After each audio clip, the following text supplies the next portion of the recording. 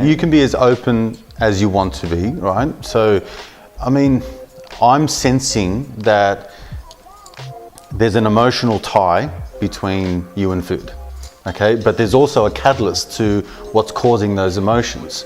And I'm also sensing that there's everything to do with self-confidence, self-love, self-belief, fear of not being good enough, fear of not amounting to anything. Perhaps there was someone in your life that you're like, why couldn't I be like that person? You know, if you're in school, you know, what about the fittest guy? You know, what about the guys that were actually playing sport? And what about the guys that were getting all the girls and all that kind of stuff? So that's why I'm kind of leading with. I'm thinking that there's a lot of that wherever that started from was an early age, and then it just continued to grow internally and externally in your life. Yeah. And it's only now in looking back and finding out and diving inward to find out some of those things that I can start to identify some of those moments, which is the interesting thing, because you kind of go through life not knowing any of this, and it's not until you can take the opportunity to go back and look at some of these moments. But you're absolutely right. There was a moment that I often talk about, which feels like a very clear example of how I tied emotions to food.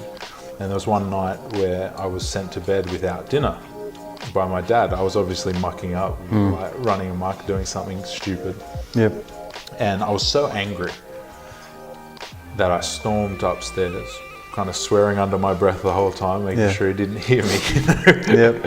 And I got upstairs and I just like broke down into tears of anger, and cried for an hour or 2 hours, of pure frustration and rage.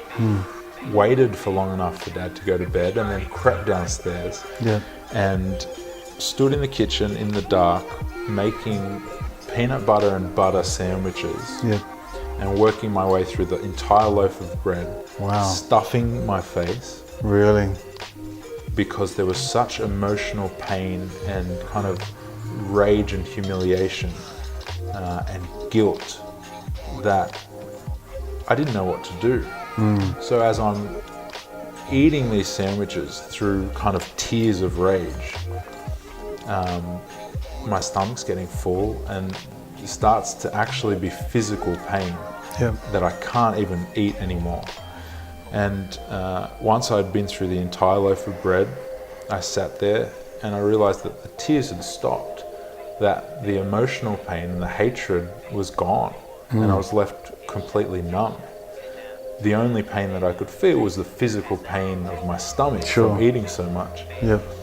And if you can just take for a second and think about the implications of what it means, we know that we can tie emotions to certain events. And the stronger emotion, the stronger the tie. So you can imagine what type of tie that created in me, connection with food.